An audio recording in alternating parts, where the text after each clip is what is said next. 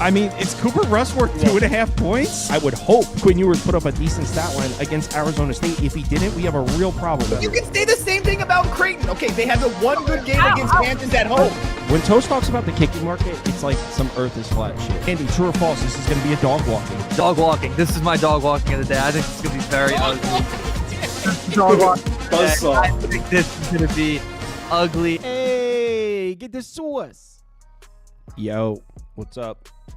How are you all doing? Hope you had a nice Tuesday night. I really didn't. Did get the Bucks. The Suns, dude. Oh my, the Suns. What a pitiful organization.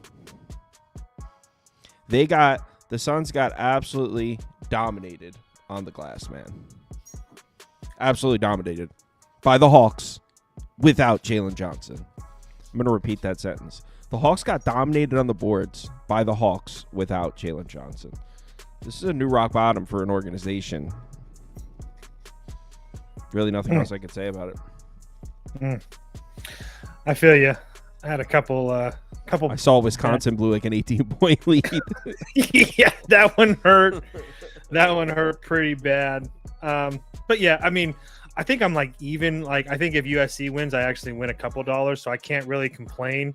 But a couple of them, I just was just completely wrong side. I mean, Mississippi State and Indiana were never even in the games.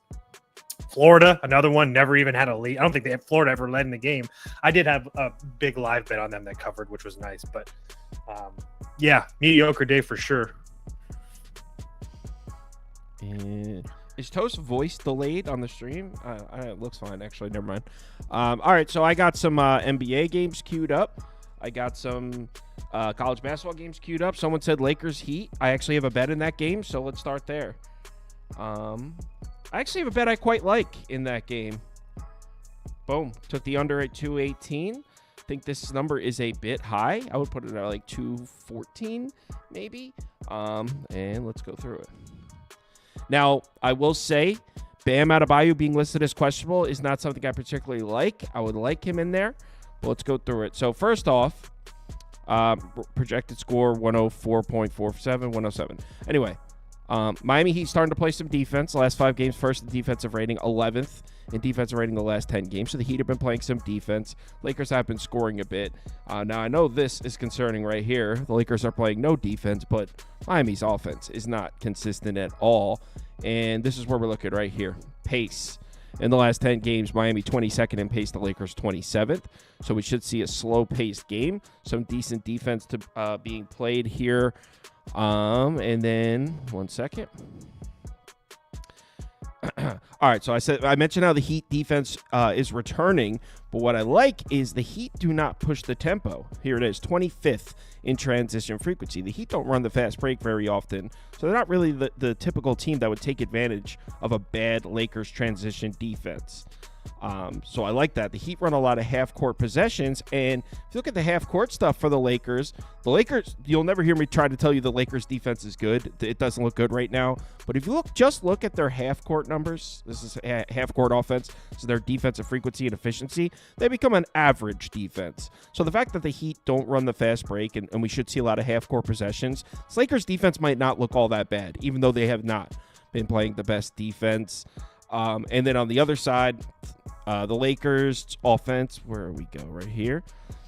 They don't run a ton of fast breaks, but the Heat are a defense that don't allow their opponents to get out in the fast break. Third in defensive efficiency against transition. So we should see a lot of half-court possessions on the Lakers side as well.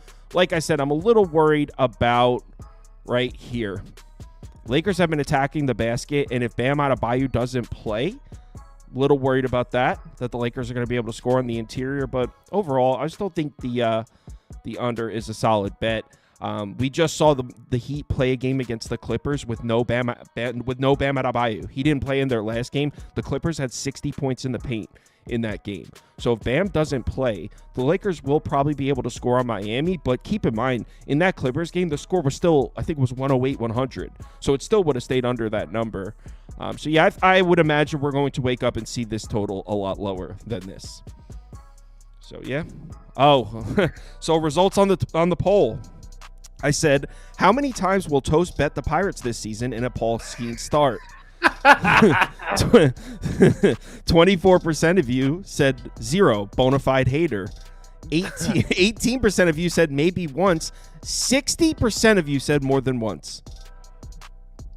I'll tell you guys what I've told everybody else. It all depends on the price. If he keeps on being priced, let's just not betting the Pirates in a Paul Skeens start. Why are we even going to pretend, bro? I'm just saying it's all price. But just go look at the lineup, guys. Go look at the lineup. It's so bad. You want me to just it's not, they're not a good team, but that doesn't mean we don't bet bad teams from time to time. No, that's why I said it all depends on price, but their lineup absolutely stinks. But when Skeen starts, I get it. You're looking at a team that's like minus 135. That's a team that's going to win 50 games. So I do think that if I was looking at prize picks and underdog and whatnot, just for like the season long things, his strikeout line is like 245, 250 or something like that. It's absolutely insane. How many innings would he need to pitch for that? He would have to throw like seven strikeouts over like 6 innings or something like that for like he would have to pitch the entire season. Yeah, he'd have to pitch like 30 some starts. It's just a crazy number that's like a free undersquare if anybody wants it. And that has nothing to do with the Paul Skeens hate. I don't have any hate now. I lost my Jackson Merrill Rookie of the Year and my paid Italian vacation, so he wins. Do you want me to just pick a college game at random? Yeah. I'll just click on Game 11. Let's see what Game 11 is. West Virginia, Houston. Oh. All right, West Virginia, Houston, I guess. Yeah, I'm down for that. We're looking at a 17.5-point line here. Yeah, that is. I'm definitely leaning West Virginia. I just think that West Virginia might be one of the more underrated teams in college basketball. I was on Colorado the last game that West Virginia played. Them having to travel all the way across the country to Colorado, and I think they won that game from start to finish. I don't think that at any point that Colorado had the lead in that game. If they did, it was for a very, very short time. West Virginia just continues to impress. 3 losses on the year. Pittsburgh in their 3rd game of the season, and that game was on the road. So again, Pittsburgh, a pretty essentially a top 25 team, having to play them on the road really early in the season. That's not a great spot. They lost to Louisville in overtime after beating Gonzaga in overtime, and they also beat Arizona in overtime in that same tournament. And that Louisville win looks really, really good now. I mean, Louisville, I was on the wrong side of them today as well. Louisville continues to impress. Over the guys over at Shot Quality have Louisville as like the #1 team in the nation as far as the metrics are concerned. So whatever they're doing there with Pat Kelsey, it's really good. But regardless, that loss looks really good. And then West Virginia lost to Arizona at home against an Arizona team that, I mean, if you look at them right now, they're up 40 against Baylor at home. I'm exaggerating, but I think they're up like 25 or something like that for real. So even, I mean, the losses that they have, I mean, you can kind of say they're good losses. I mean, they are good losses. So the thing is with West Virginia, for me, it's the spot. They had to travel all the way across the country, play in altitude in Colorado, and now then they got to travel into Houston and play this Houston team that's absolutely suffocating teams.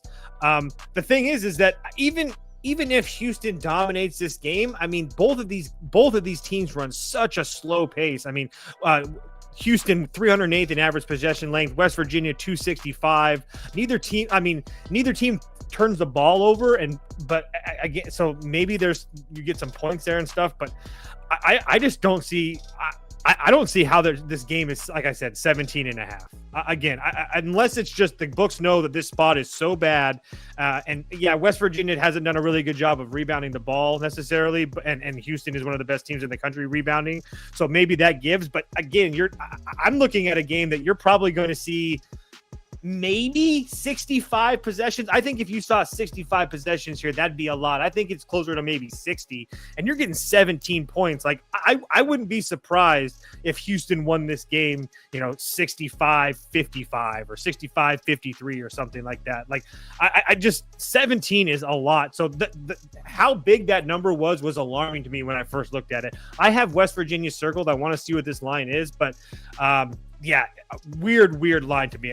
Like I said, I made this game like 10. So to get extra 7 points, I feel like I'm missing something almost. So it looks like the juice in the comments is on West Virginia with you. I don't think anyone else really threw anything out. And honestly, and again, I'm not trying to pick holes in what Houston done. I mean, they've been killing teams, but I mean, do these teams scare you? Kansas State, TCU, BYU, Oklahoma State, Toledo, Troy, Butler. I mean, you could make a pretty good argument that the only times that Houston has stepped up in class, they've lost. Auburn, Alabama, San Diego State. I think that West Virginia is clearly better than San Diego State. They're obviously not better than Auburn and Alabama. But I mean, I feel like this is a huge step up in class for Houston. I truly believe that West Virginia is one of the more underrated teams in the country.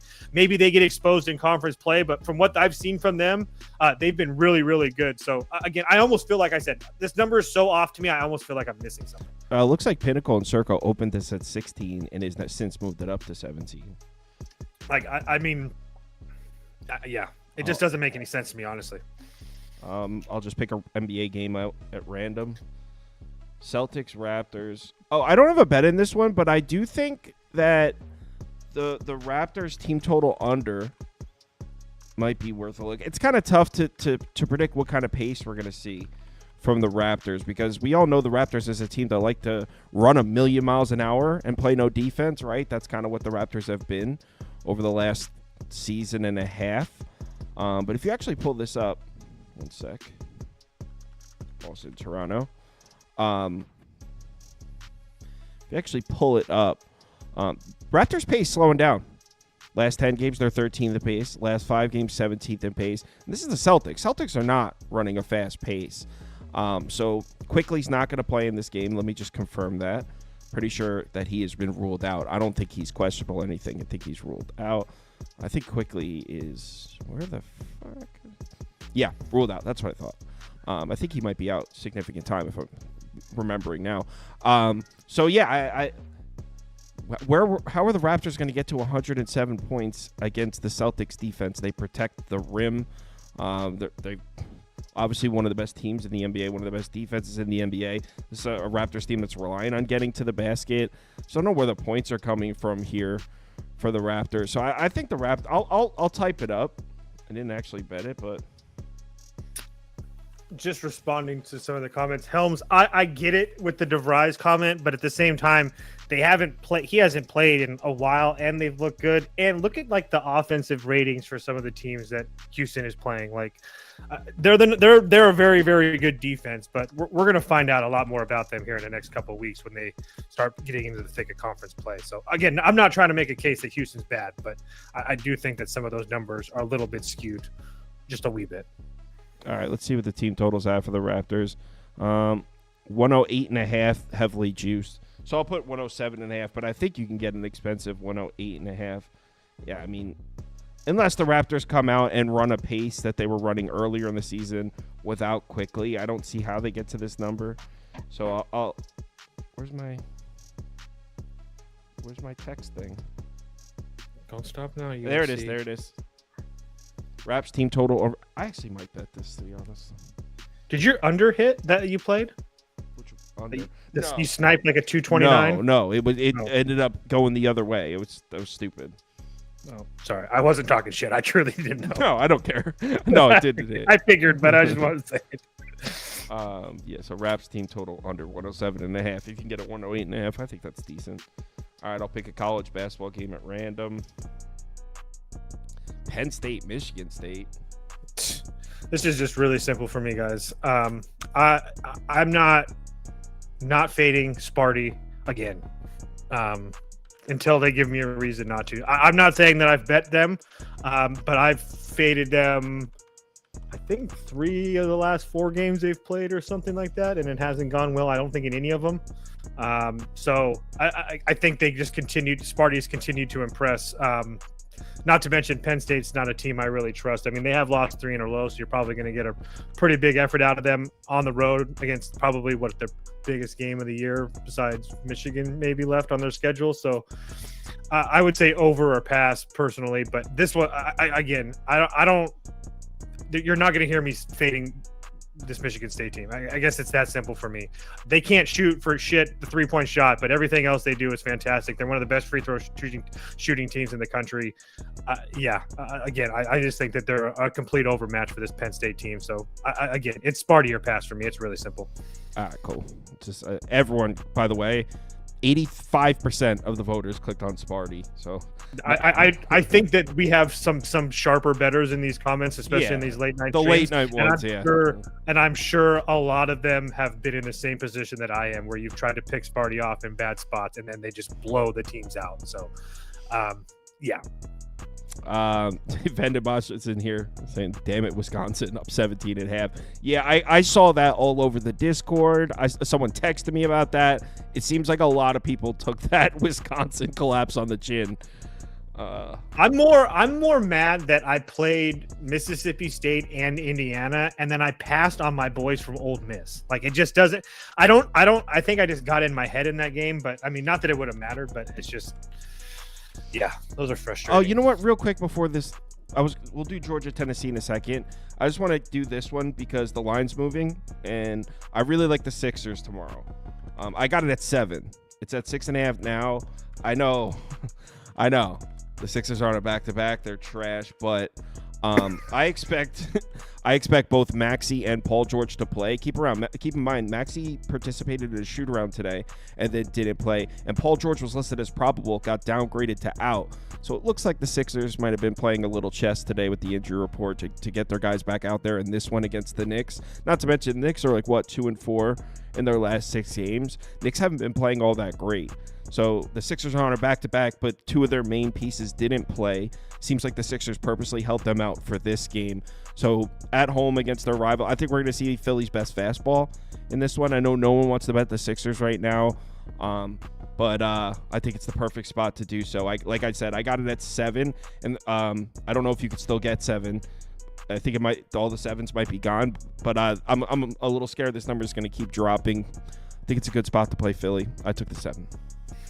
I like that. Knicks have been struggling with fastballs. They've been killing changeups, but just smashing fastballs. I would imagine you had entering the game. I mean, Maxey participated in shoot-around. Paul George was listed as probable. Paul George gets downgraded to out. Maxey, after participating in shoot-around, gets ruled out.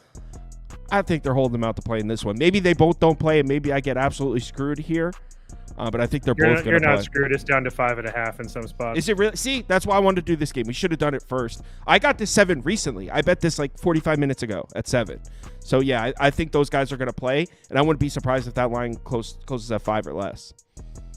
Yeah, I agree. Well, it is. All right. Let's go back. What were you doing? Georgia, Tennessee? I actually, I peeped your ticket. I saw you had Tennessee at 10.5, right? Mm-hmm. Yeah. I think that this is like a kind of like a get right spot for them. You have Georgia coming off a fantastic weekend at home, coming off of that Mississippi game that they lost with a huge win against Kentucky and another really good big win to follow that up against Oklahoma. I mean, and Oklahoma kind of started to come back in that game, and Georgia kind of put their throat on the pedal late in that ball game. I think they even covered what was like 7.5 or something like that. But I think that, like I said, I think this is more of a get right spot for Tennessee, who finally got a taste of some road woes in the SEC. Obviously, getting absolutely throttled by by Florida, and then the Texas game. I mean, it was close. It was close throughout for the most part. I mean, in Texas, I think, took the lead for a little bit of time in the second half.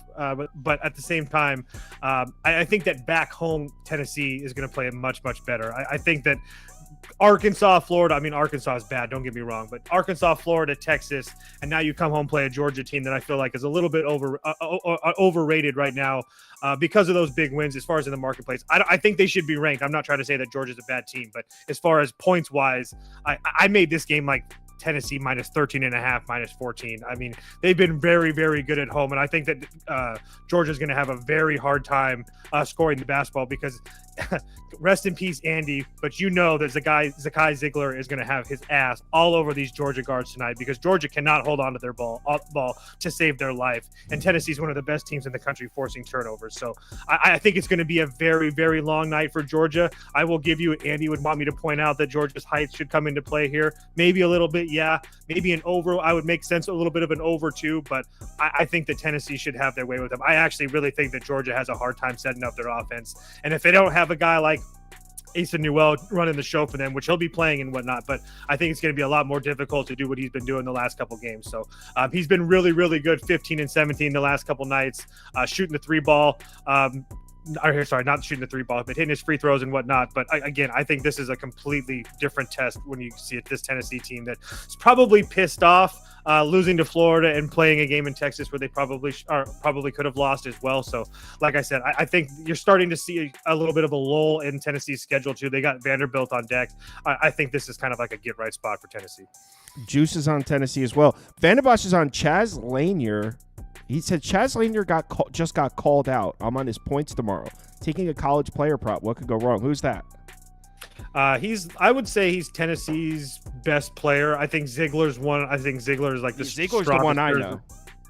He's the straw that stirs the drink, I like to say. But this Lanier kid, he played at North Florida before this. But yeah, he scored. I mean, he had been scoring like 20 points a game in the last couple nights. So what does he mean by he got called out? Like the coach said something? Or? I'm not sure about that. I would assume that. I don't know. Rick Barnes is whatever. Who cares what Rick Barnes has to say? But if he did, he did. But regardless, he hasn't really played well the last couple nights. I think I'll just pull it up. 10 points in each game. He's only taken 13 shots. He's only made 3 of them. He's 3 for 15 from deep. And previous to that, he had scored 29, 24, 29, 27, 38, 28, 31, 20. Again, he's playing better competition now. But I think, like I said, I think this bodes for the whole Tennessee team playing those last 3 games with Arkansas, Florida, and Texas. I think this is a much better Tennessee team now. Is this correct? Tennessee takes a lot of 3-point shots. Are my sheets right on this? Yeah. I mean, they're definitely not afraid to shoot at it. Yeah, they are. They are. Yeah, they shoot a lot. Yeah, they're in the top probably 30% of teams that shoot the most threes. Yeah, something of that nature. I have them at about the 30th percentile. So yeah. All right, so I'm trying to make sure my sheets are right because there was a couple things that were wrong last night. All right, let's go back to the NBA. We did Knicks Sixers. We did Celtics Raptors. Hawks Bulls. We could talk about this one. Both these teams just played. It's interesting.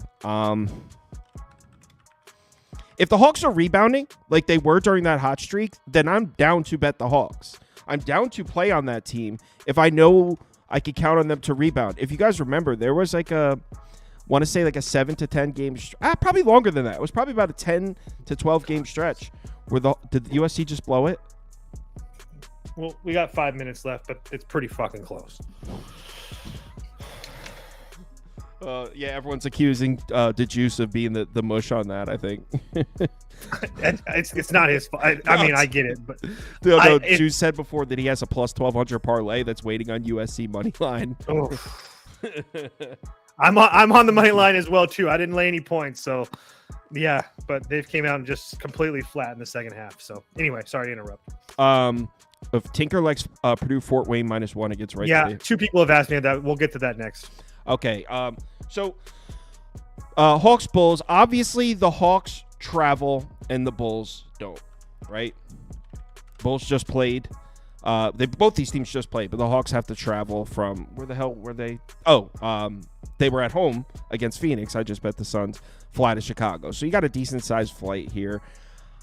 If the Hawks are rebounding, I kind of wouldn't care and still play it, but can you really count on that on a night in basis? Also, if you remember, where's the injury report? Trae Young, it was questionable early tonight with an illness. He ended up playing. Does he play on the back-to-back? Do they now rest him if he was not 100%? The chances of him getting thrown on there, well, he's already on the injury report, is questionable.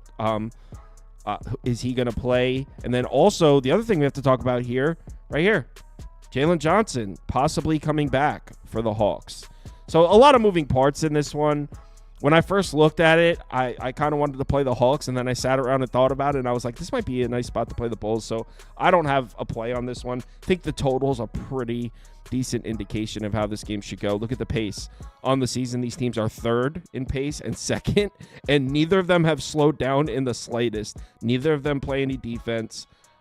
Should see a lot of points in this one. So I don't think you can make the number high enough. I guess I'll put over up for me, but I very seriously doubt I place a bet on this game, but I'll put it up. Over 245.5. Let's see what the total has done real quick. Let's see if it's moved at all. Where I don't even know where it opened. 1 second. NBA. Atlanta, Chicago. Circa opened at 245.5. Pinnacle opened at 245.5. Minus 114 now, though. So maybe even moving up from 245.5. So, yeah, I guess I'd probably just say over. Just the way these two teams play basketball, every single quarter should be 35-34. So I don't think you can make the number possibly high enough for this one. All right. What game? I don't have graphics for that one that you just said. I'll just talk about it really quick. So multiple people have mentioned Purdue Fort Wayne versus Wright State. I would be on Wright State. If you want to bet Purdue Fort Wayne, I would wait because I think this line might flip by morning.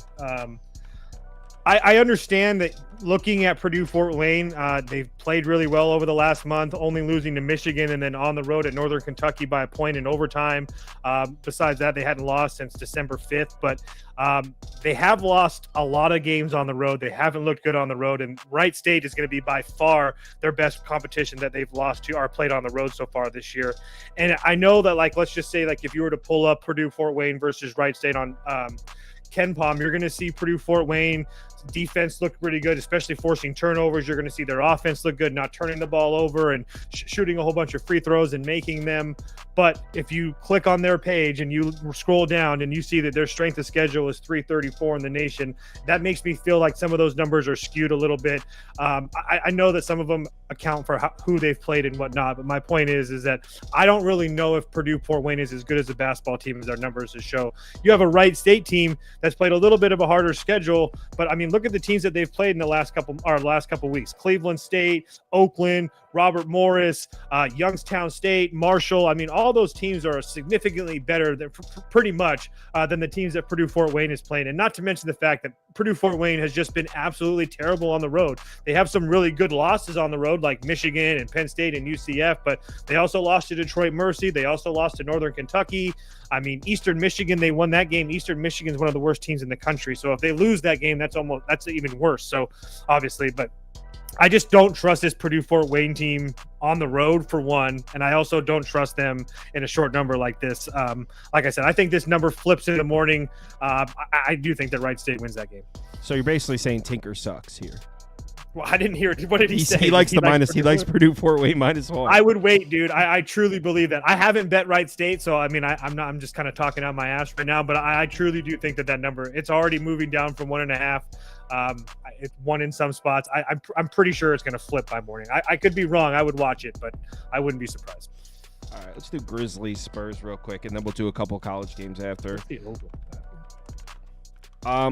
So I have a bet on this game, and I won't go as far to say I really like it. I think I may have mistimed it. I think the market is going to move against me here. I kind of don't care, though. So here's the bet I placed. You could probably get a better number on this in the morning later tonight if I had to guess. I took Grizzlies team total under real quick. Let's get over here. Okay. Grizzlies Spurs in San Antonio.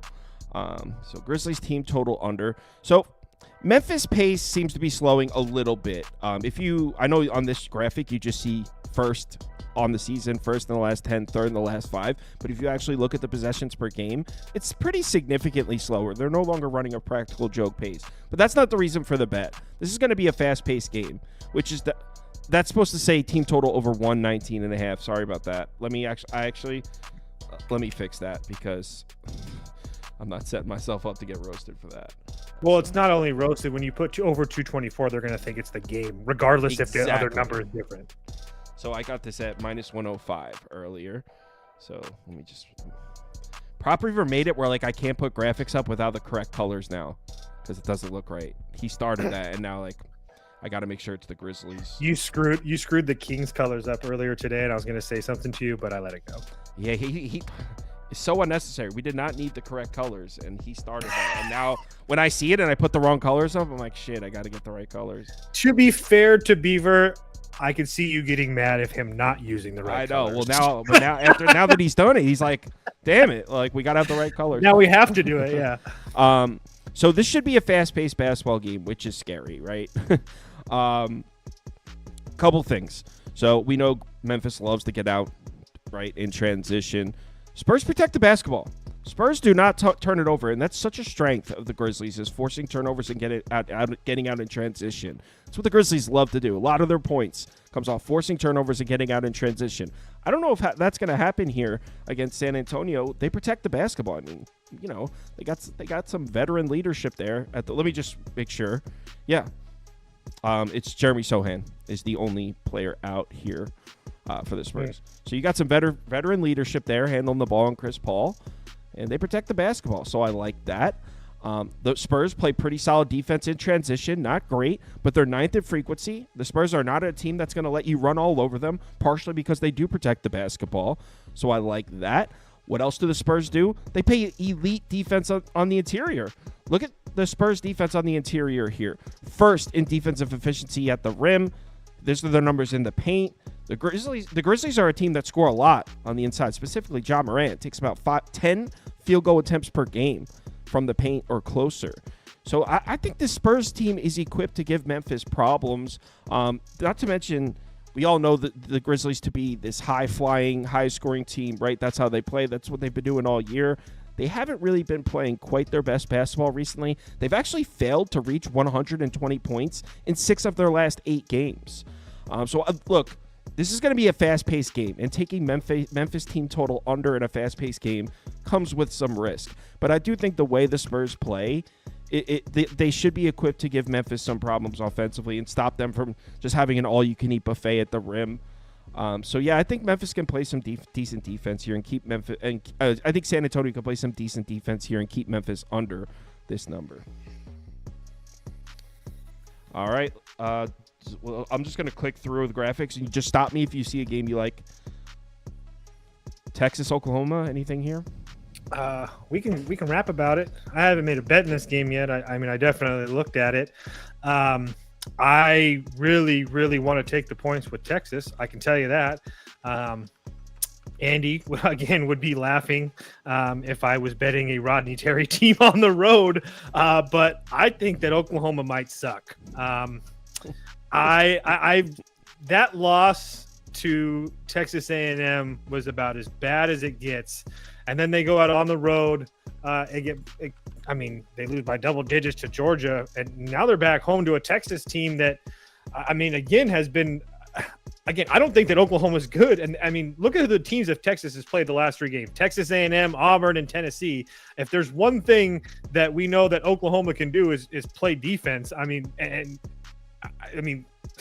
Texas has seen some of the best defenses in the country over the last week, and I think fared pretty well against them too. I mean, I don't think that. The Texas A&M game, they got killed, but I don't really think that Auburn and Tennessee looked that much better than them. I mean, again, those games were at home. This game is on the road, that Texas A&M game was on the road as well. Again, it's really hard to trust a Rodney Terry team on the road. I truly believe that nothing will change from that until I see it with my own eyes. But look at Oklahoma. I mean, the Arizona win looks really good right now, and the Louisville win looks really good right now when they had that tournament in the Bahamas. But since then, they have a good win against Michigan. Michigan's one of the most volatile teams in the country that turns the ball over. They rather make a whole bunch of threes or they don't. And they won that game by 1. Besides that, they're playing teams like Central Arkansas, Prairie View, A&M, Georgia Tech, who just got blown out tonight by Clemson. I had Georgia Tech +6. It was never even close in the second half. Oklahoma State, another bad basketball team. So really, like I like to say, anytime that Oklahoma has seen a team that has a pulse, they've been absolutely clobbered. So I lean Texas here hard. I don't know if I actually bet it, but I do think that Texas should match up really well with them. Texas doesn't turn the ball over, and that's one thing that Oklahoma does defensively really well is force turnovers. I don't think they're going to be able to do that here tonight.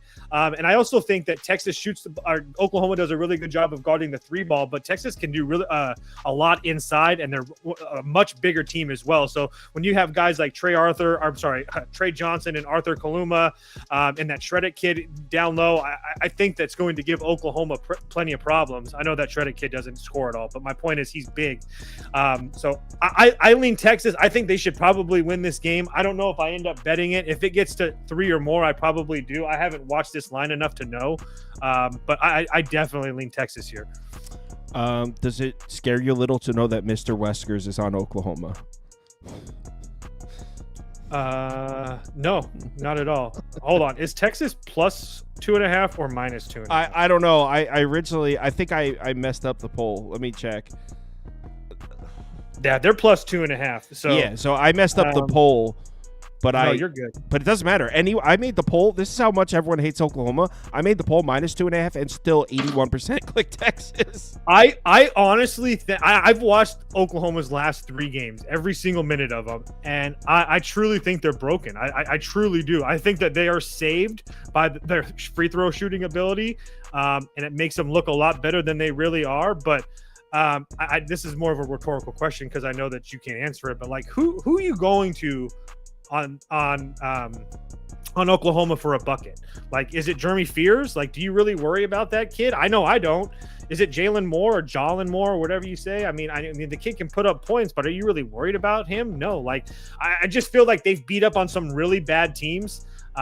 And again, I think they caught teams like Louisville and Arizona in a part of their season where they weren't playing their best basketball. And now a month later, 2 months later, looking back in November, those wins look really, really good. But I also don't think that Oklahoma is the same basketball team. And we've seen that over the last week and a half or so. All right. So everyone in the comments likes Texas except for Mr. Weskers. Mark goes, Texas not good, Oklahoma worse. It's true. And see, here's the thing: is like I hate Rodney Terry, but I don't even know if Texas is that bad. I mean, they've played a really bad schedule to start, so that all their metrics look bad. But again, find me a team in the country that's going to look good when you go on the road to Texas A&M and then play Auburn and Tennessee. And keep in mind, Auburn had Jabari Broome in that game. So again, find me a team that's going to look good against those 3 teams, and so be it. But I don't really fault Texas for losing games to A&M, Auburn, and Tennessee. I mean, you're probably supposed to lose those games. So I don't think that Texas is as bad as they look on paper, to be honest with you. As hard as that for me is to say. It looks like Vanderbilt is in a complete agreement with you, by the way. He said Oklahoma laying points is disgusting, and he said the only reason Oklahoma was in the Texas A&M game is because they had a kid that went nuts from 3, 9 of 11. Yeah, yes, I forgot about that. Hell of a good point. Yeah.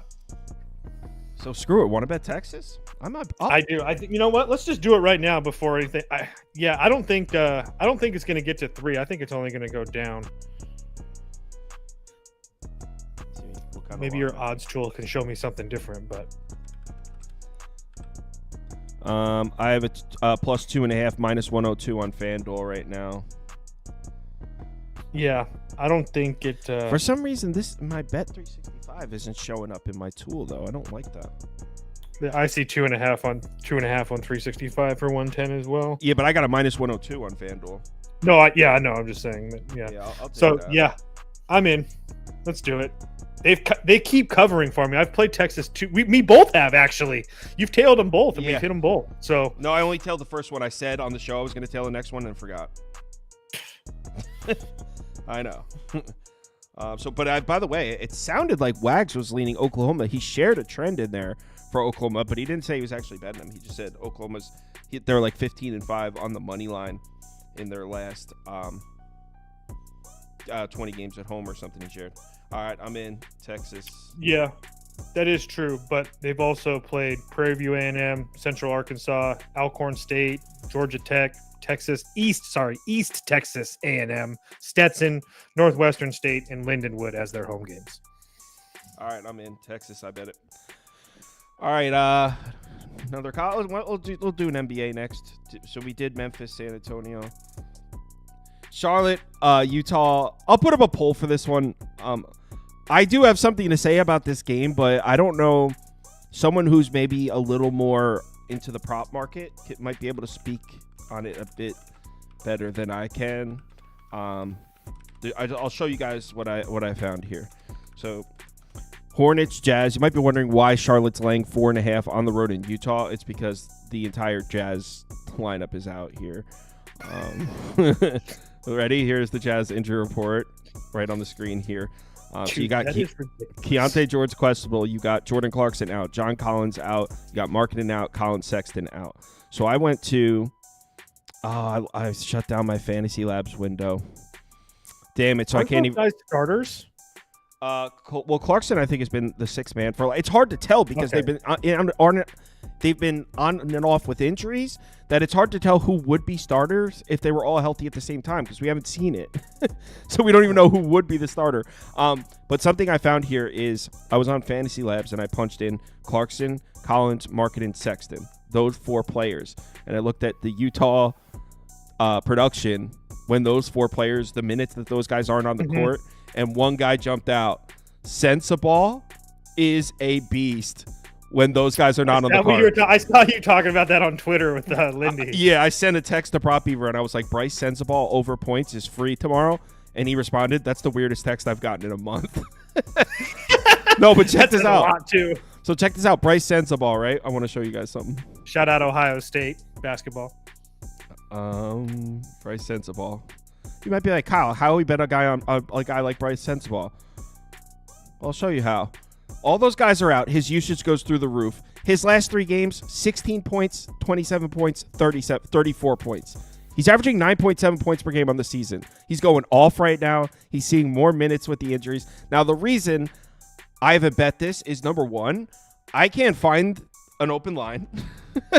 And number 2, I'm not tapped into the prop market. For all I know, like his line's going to be nuked already. Like I would imagine anybody who's looking at props already knows that you're going to bet Sensabaugh here. He's going off. He's going to be taking a lot of shots.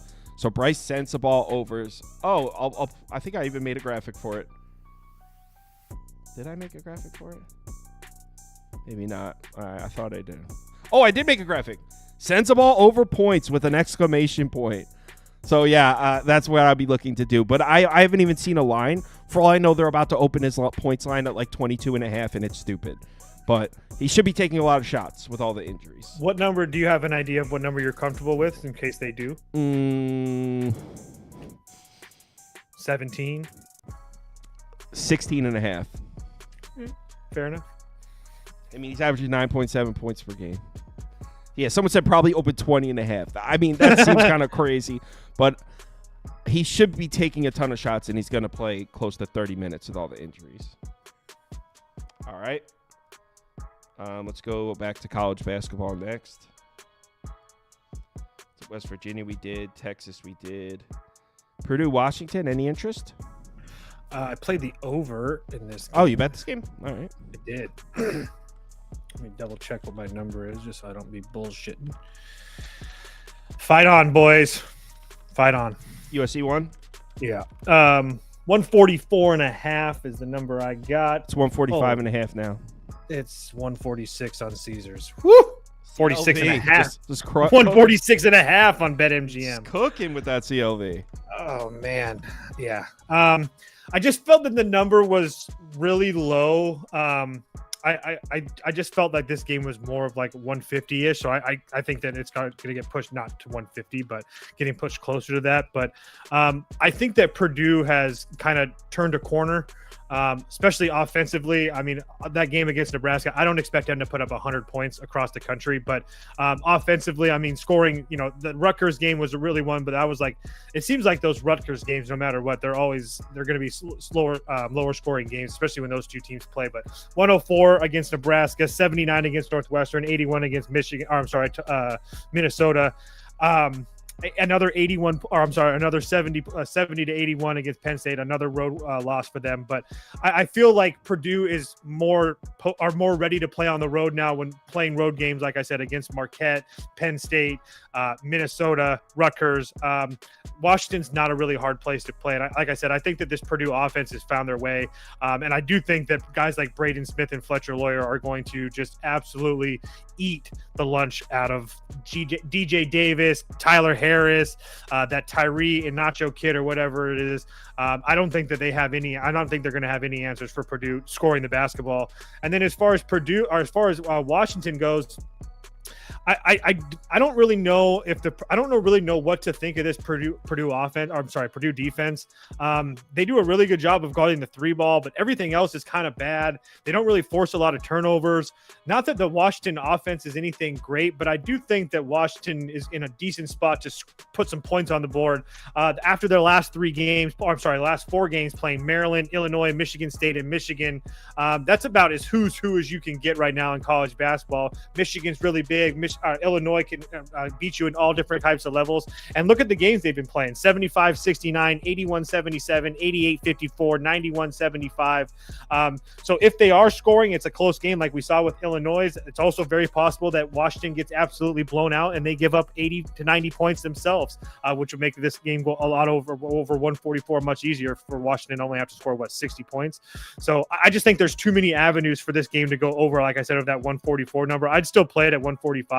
I think that we see about 150 points in this game at least. So as far as the side goes, again, it's the old school in me that's just makes it really hard, but it's really hard for me to lay multiple positions. I do think that Purdue's probably the right side, but it's really hard for me to lay essentially 8 points, maybe more in the morning, with Purdue playing all the way across the country and against Washington, who again I know is bad, but they've also played a really, really good schedule over the last week and a half, 2 weeks. So again, Purdue's also played the top five. Isn't playing Purdue overs in Purdue games like suicide because they play a slow pace? Or am I remembering that incorrectly? No, you're right. You're right. Again, that's why I think that we were getting a little bit of a discount on this. Purdue plays a really slow pace, but Washington doesn't play super slow. But again, I think that the Purdue offense and the shot selection makes up for their pace. That's for sure. And I also think that if I'm right, and Fletcher Lawyer and Braden Smith and CJ Cox have their way with the guards with Washington, they're going to get some easy buckets in transition as well. So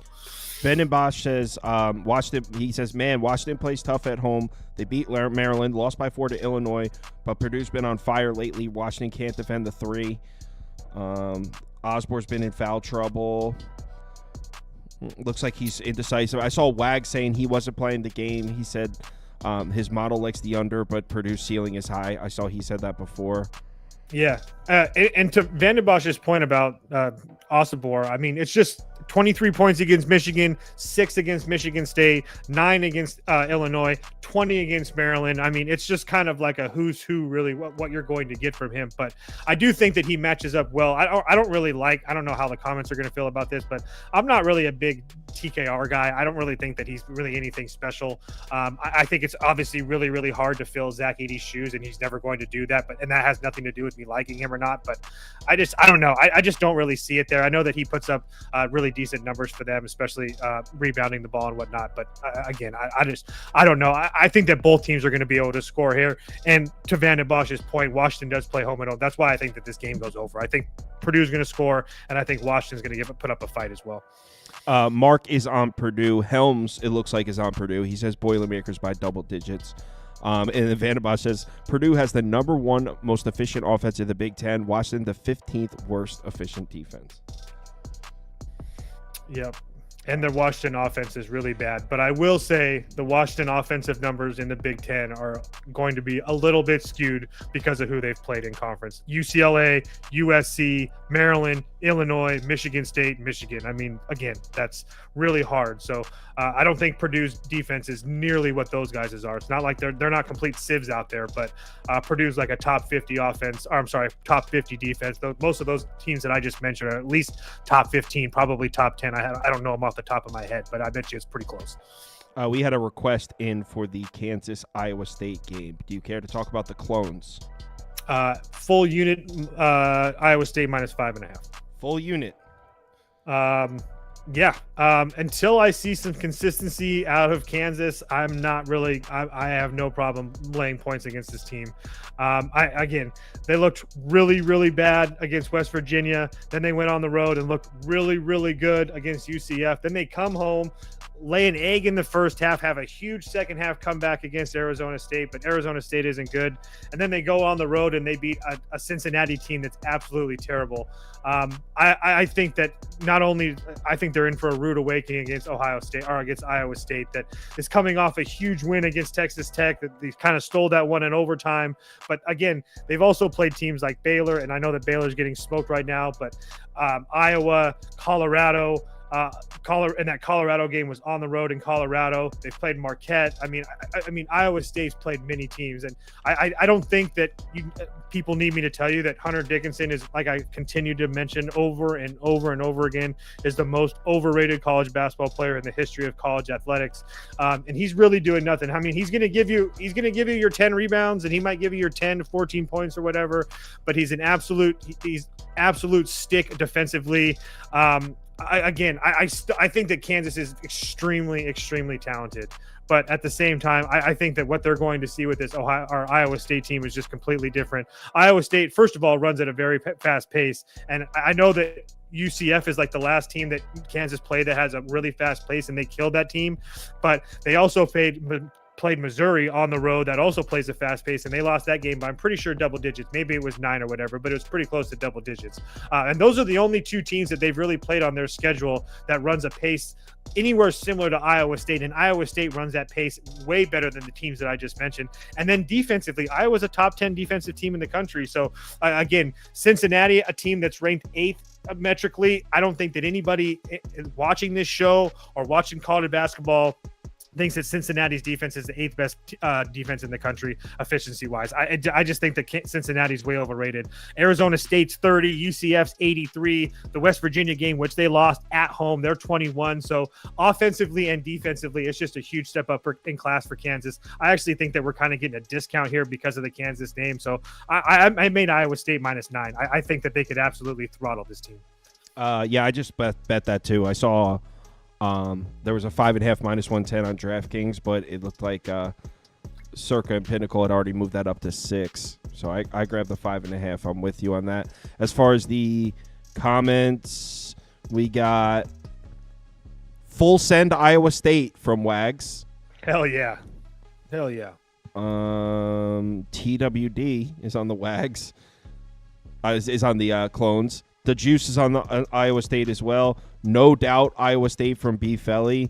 All right, we got a Kansas. Eric Henry's on Kansas. Sprinkle the money line. Vanderbilt, Iowa State.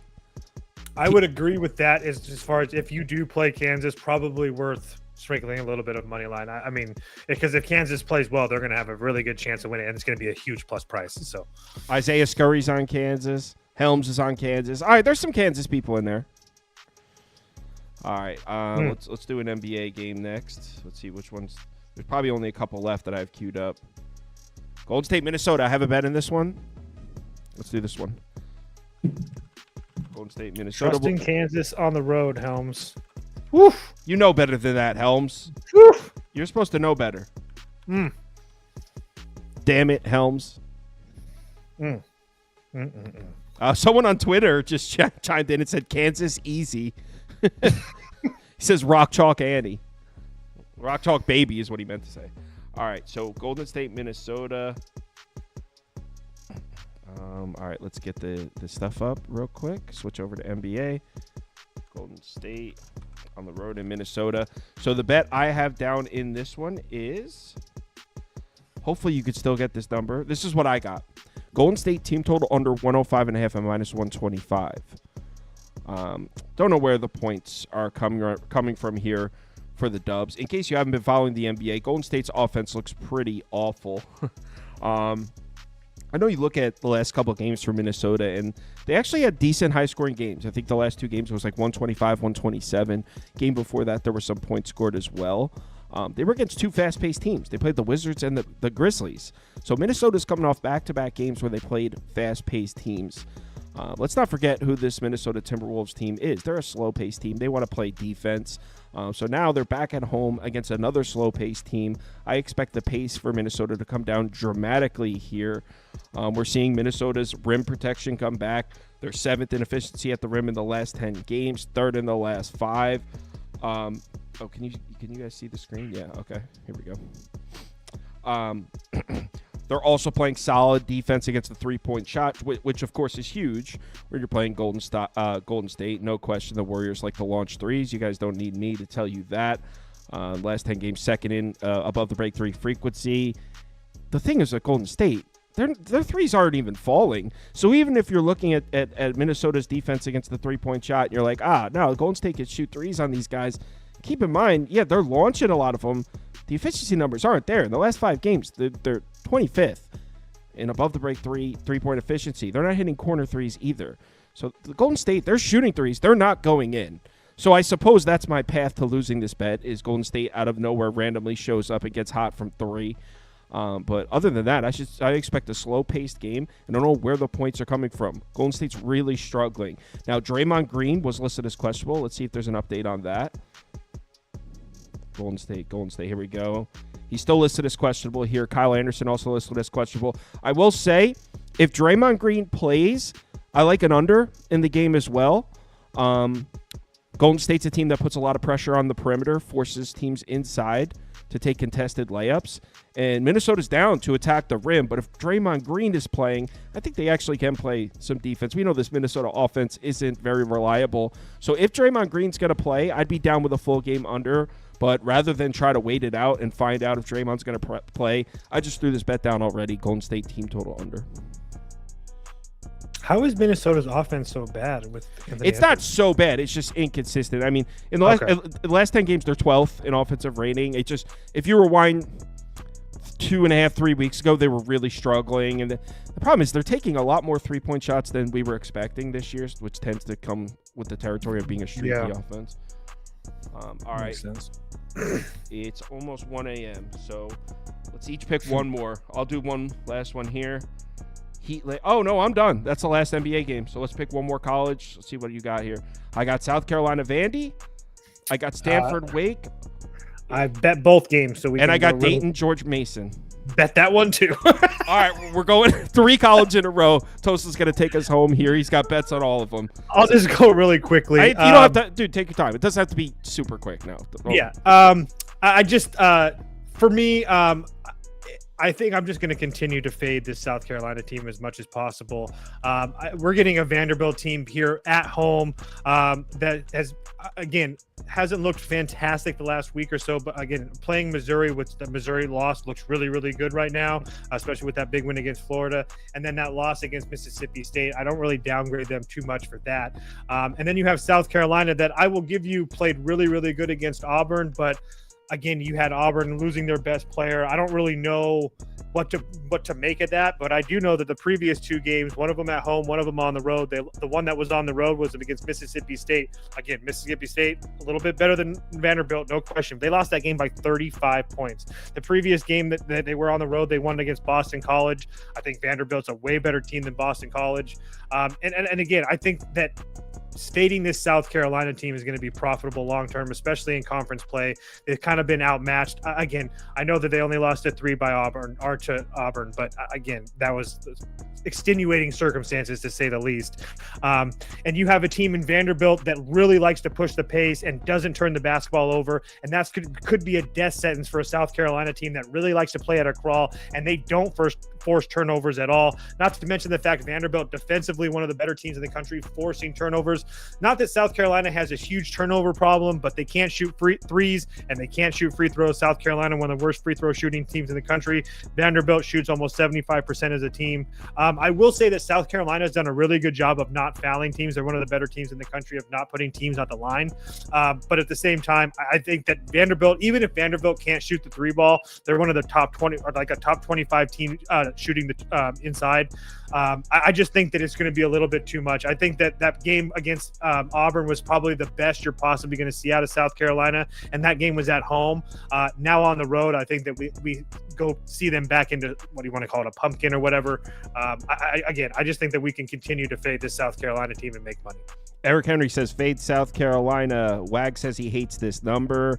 Vanderbilt says Vanderbilt off the back-to-back losses. They do have Tennessee on deck, which kind of scares me, but they need to get right. I saw that.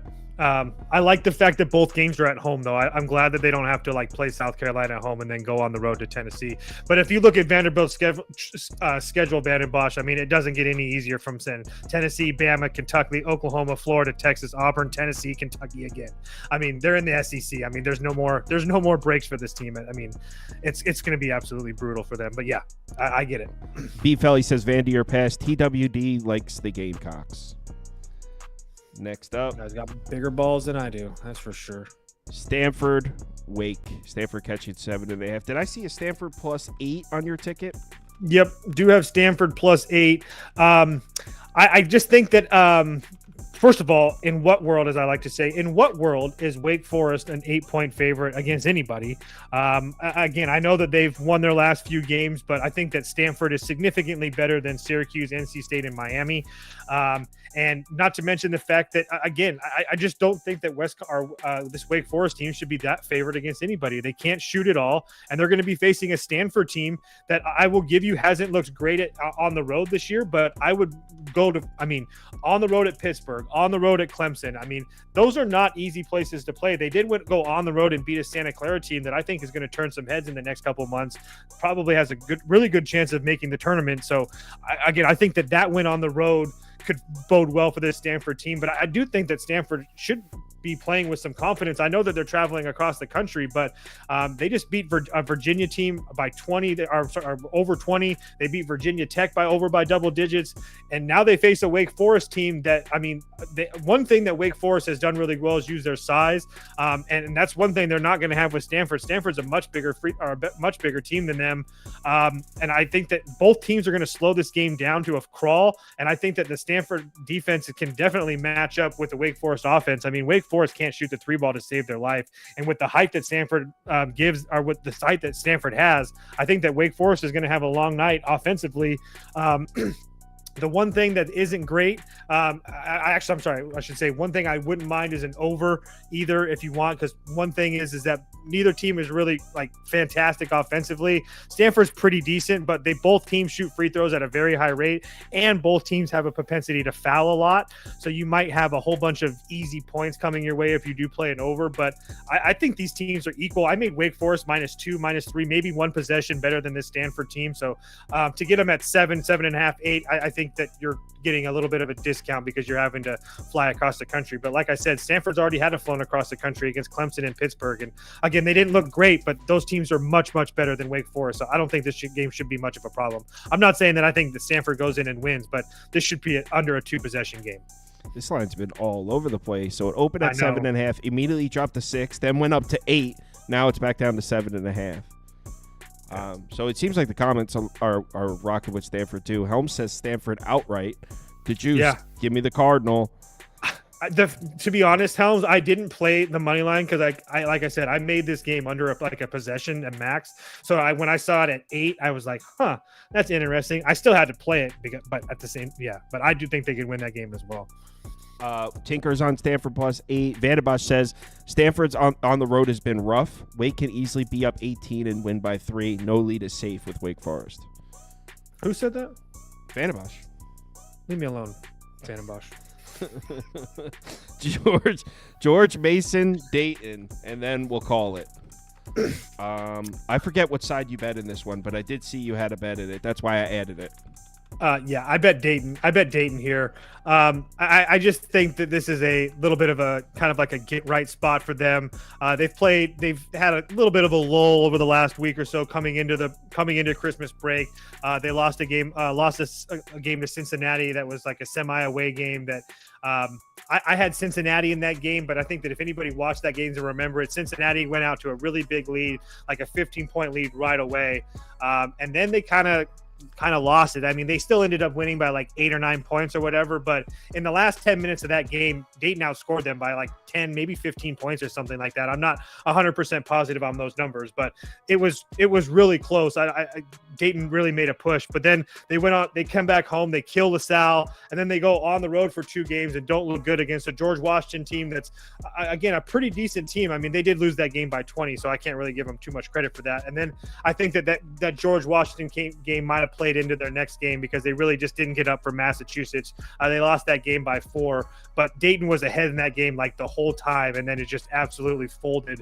I think that back home here against this George Mason team that has a really good record. I mean, at the same time, they've played the 304th hardest schedule in the country. So their only 2 losses are to a Rhode Island team on the road that, Rhode Island's around a top 100 team, I would say. They lost that game by 3, and then the other loss against Duke. But at the same time, George Mason's numbers looked really good because they're playing home games against UNC Asheville, Tulane, Penn, Mount St. Mary's, Davidson, Richmond, UMass. I think this Dayton team presents a whole much more problems for this. And again, we've seen this Dayton team play well. I mean, they played North Carolina to a 2-point game in Maui. They played Iowa State to a 5-point game in Maui. They kicked the shit out of UConn in Maui.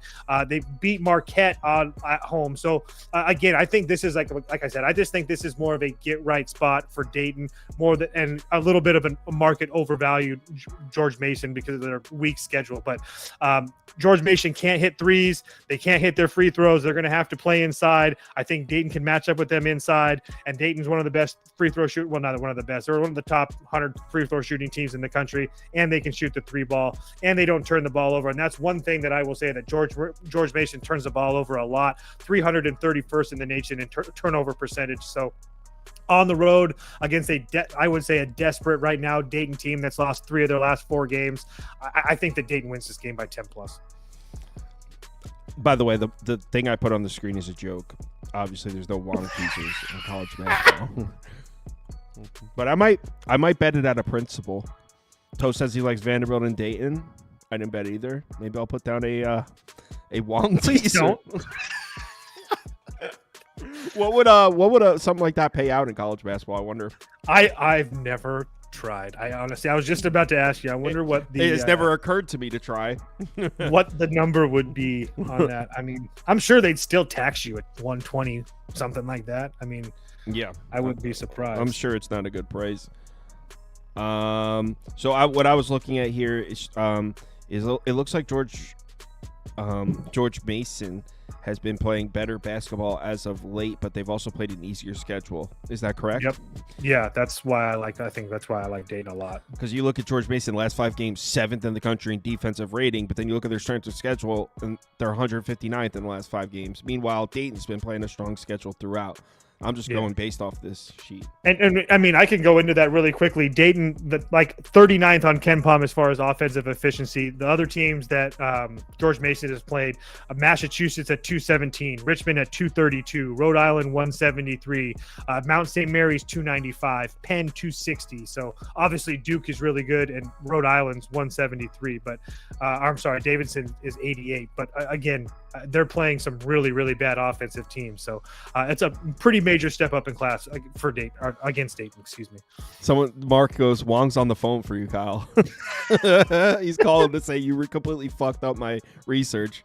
All right, let's call it. Toast, someone said, I know you're not a top bet type person, but someone said, what's your most confident? My most confident is Sixers at +7, by the way. That's my favorite. Probably Iowa State or Tennessee. Probably Tennessee, actually. If you can get Tennessee under 11.5 number, I would probably say Tennessee. I don't mind. I really like the over in that Washington over as well. Those are the 3. Tennessee, Iowa State, and that over in that Washington game are probably my 3 favorites. And then I really kind of like that Texas bet now that we've talked through that. But yeah.